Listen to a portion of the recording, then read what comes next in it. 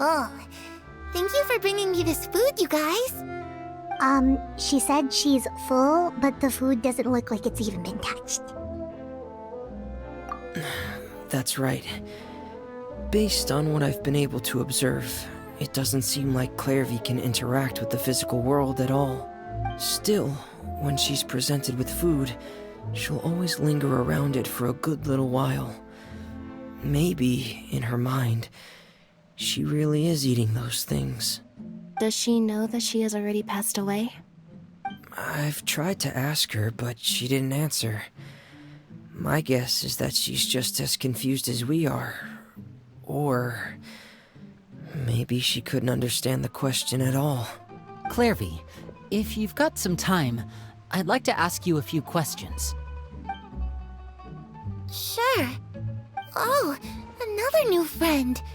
Hi, I'm Clairvy. Hello.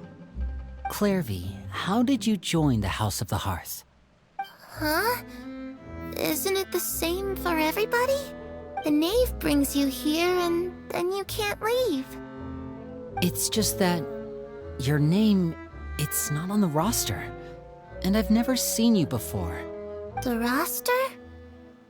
Oh, I get it now. I think there might be some things you don't know about this place. The people in charge, they're not as nice as they look. They say they keep a roster, but it's not complete. There are a lot of people who aren't on it, and never will be. In this house, some people are family, and other people are just test subjects. Those kinds of people aren't ever going to get a place on the roster, unless it's the roster of people who've been executed. Wait, does that mean the knave... She... Is there anyone that can vouch for you? Perry. She's my best friend. She's the only one I trust in this place. Have either of you heard of that name before? No. Me neither. Clairvy, Perry. Neither of those names are on the roster. But it seems like she's telling the truth. Either that, or this kid's already got a bag of tricks bigger than mine.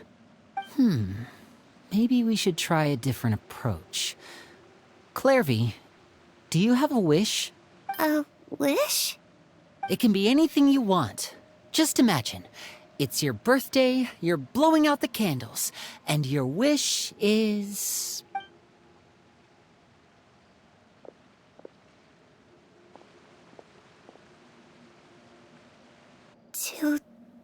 To go outside, where the sun can find me. That's... it? Well, that sounds easy enough. The darkness in the house runs deeper than you can imagine. No one can get out alive.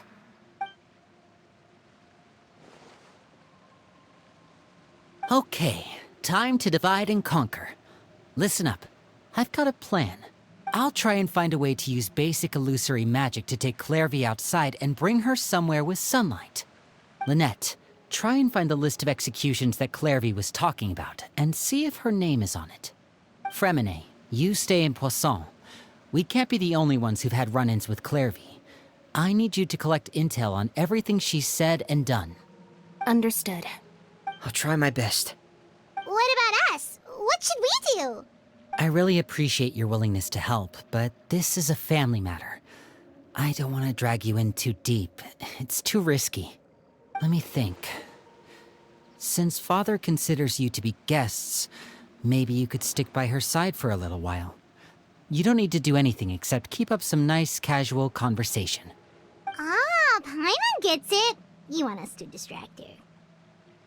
I'll give you a magic bird. If Father suspects something, all you need to do is release it when she's not looking, and it'll alert me that something's wrong. Of course, that's only as a last resort. If Father doesn't seem to notice us, there's no need to make contact. We'll reconvene here tonight after all's said and done. If the worst-case scenario happens and we're discovered, just tell Father everything. We're not going to let our guests get punished for our own actions. That's where we draw the line. You too. Okay, this is where we part. Father should be at the beach nearby.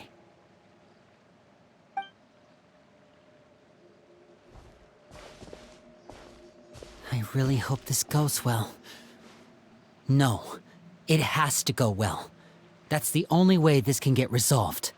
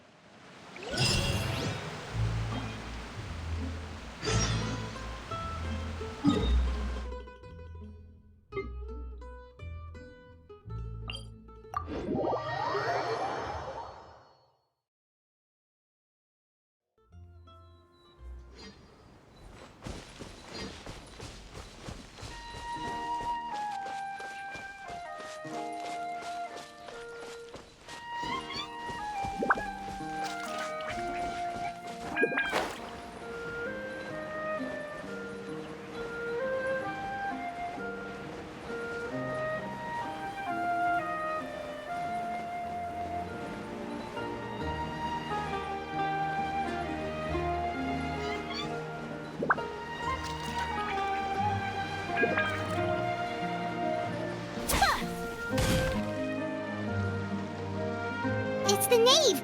And... child! Hey, aren't you supposed to be in Snezhnaya recuperating? What are you still doing in Fontaine? Oh, it's you two. I didn't expect to run into you here. I was unconscious for quite a while after the fight in the Primordial Sea. After I woke up, I realized I was being taken back to Snezhnaya, and well, I couldn't have that now, could I? Not when I've still got unfinished business here in Fontaine. So, I mustered up all my strength and made the journey back on my own. What sort of unfinished business are we talking here? It has to do with Skirk, my master. I really wanted to meet up with her, but by the time I got back, she had already left. I still have so many questions for her. Without any other leads, all I could do was ask the knave to help me track her down. She must have left behind some traces from her time in Fontaine. Oh, okay, so have you found any clues? Unfortunately, no. While the House of the Hearth is adept at collecting all manner of intelligence, certain existences can still manage to escape our purview. Basically, unless Master feels there's a need to meet with me, she's not going to be found. But that problem has an easy fix. I just need to become stronger, and then... Paimon thinks you should focus on getting better first. The worst of it is over. It's all thanks to that one kid from the House of the Hearth. Elwar, I think her name was. She gave me a bunch of random potions to drink. They didn't go down easy, let me tell you. Pain and chills all over. But they really did help speed up my recovery. And that's good, because it looks like I really do have to head back this time. The old man's been putting the pressure on me. He sent someone to tell me I'm needed for some sort of project. Project Stuja? Yeah, that's the one. I heard Regrator's involved too. I'm not looking forward to having to listen to all his monologuing, that's for sure. Hey, maybe you could think of a way for me to stay in Fontaine for a little longer. Helping Linny and the others brush up on their fighting skills would be far more interesting. If you and I could spar, that would be even better. I've been waiting for a chance to see you go all out. And what a sweet little daydream that is. But I also have a role to play in all this. I'll be leaving Fontaine shortly as well. Besides, considering how little they see fit to step outside the homeland, being called on to return to Snezhnaya by such illustrious dignitaries, what a great honor. Wouldn't you agree? One I could do without, I'd say. Is it just Paimon? Or does it kind of seem like they're... So, dear guests of the House of the Hearth, to what do I owe the visit? We just... right! We're super close to Linny and the others, but we still don't know much about you! Is that so? Introductions have already been made, have they not? Well, you see? There's only so much you can learn about someone from a short introduction. At least tell us something a little extra, like... why do you call yourself yourself father? Huh, good question. I'd also like to know. The fact that you have to ask tells me our intelligence work has been quite successful. Telling you the answer to that question would only serve to undermine that success. And we can't have that, now can we? Spoken like a true diplomat. That was some expert sidestepping right there. Well, if there's nothing else, I think I'll take my leave. I still have a small matter to resolve at home. Wait, don't go!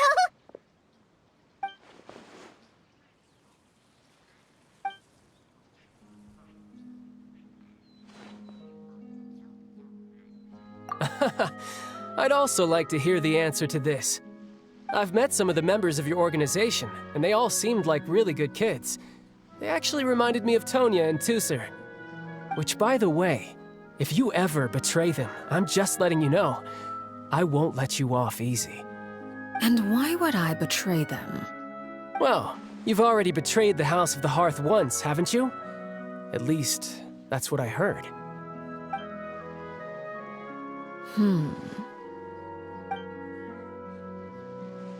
Okay, I admit. That's just what the old man told me. The rooster, I mean.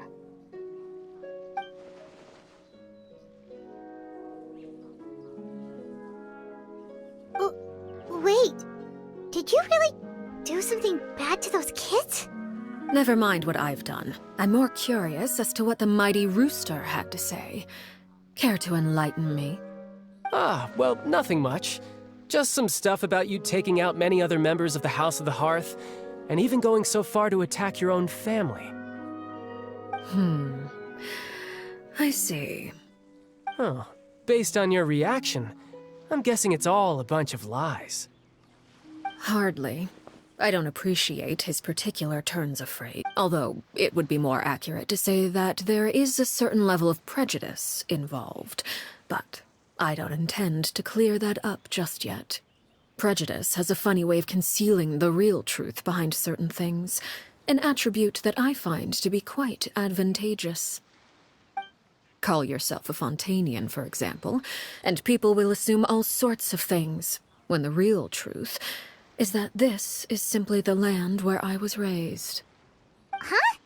You're not actually from Fontaine?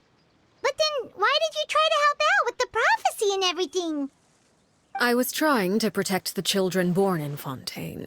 Claiming that I myself was a Fontanian simply made it easier to operate. People would hardly suspect a fellow Fontanian of having any ulterior motives. Who wouldn't want to save their homeland after all? The primordial sea wouldn't have any effect on me, but it would have caused great harm to the House of the Hearth. Well, you wanted extra information, didn't you? There you go. I hope that satisfied your curiosity.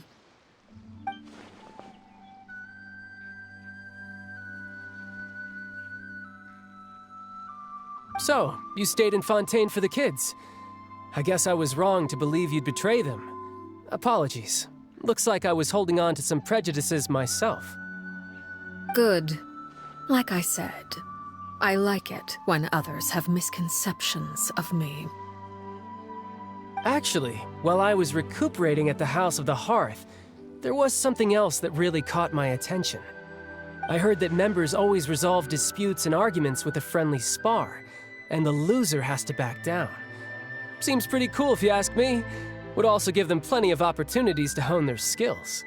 Well, that's only a recent development. In the past, such spars weren't nearly so friendly. The losing party would lose everything, including their life. They were that high stakes? Whew, at least that's not a thing anymore. Well, the current atmosphere's not half bad. I'm a bit jealous, actually. You've got so many family members around you, and you even get to live with them. Having a lot of family around means dealing with a considerable amount of bickering and scheming. Once Tonya and Tusser enter their rebellious phase, I'm sure you'll understand. Just imagine. Tusser becomes obsessed with plucking out strands from the rooster's mustache, or Tonya decides to dye her hair 42 different colors. Okay. I get the picture.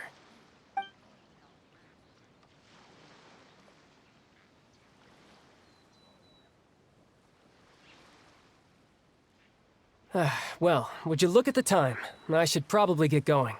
Traveler, Paimon, I'm not sure where our paths will cross next, but the next time we run into each other, we should definitely try and find some time to spar. Again,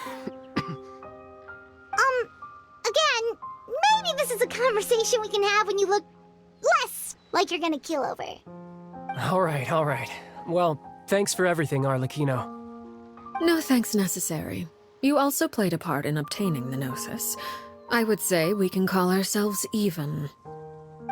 I like the sound of that. Well, I'm off. See you all some other time. We should probably get going too. Do you want to head back with us? Oh? You want me to leave so soon? Oh, well, you see, I'm rather enjoying the evening breeze. If you don't mind, I think I'll stick around for a bit. I have some things to think about. Apologies for not attending to you like a proper host. Please forgive this slight. I do hope you'll have a pleasant stay. we managed to keep her distracted until nightfall. Good thing Child was there to keep the conversation going. You don't think she suspected anything, do you? Oh, I wonder if Liddy ran into any issues. Let's hurry back and see how everything went.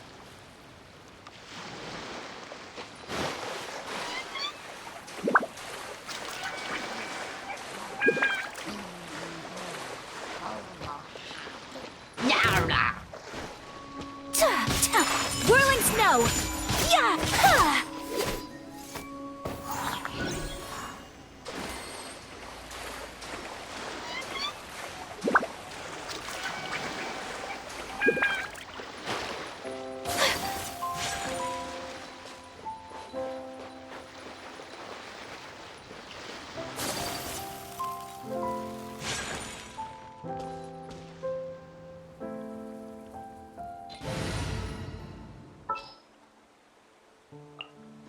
I will protect you.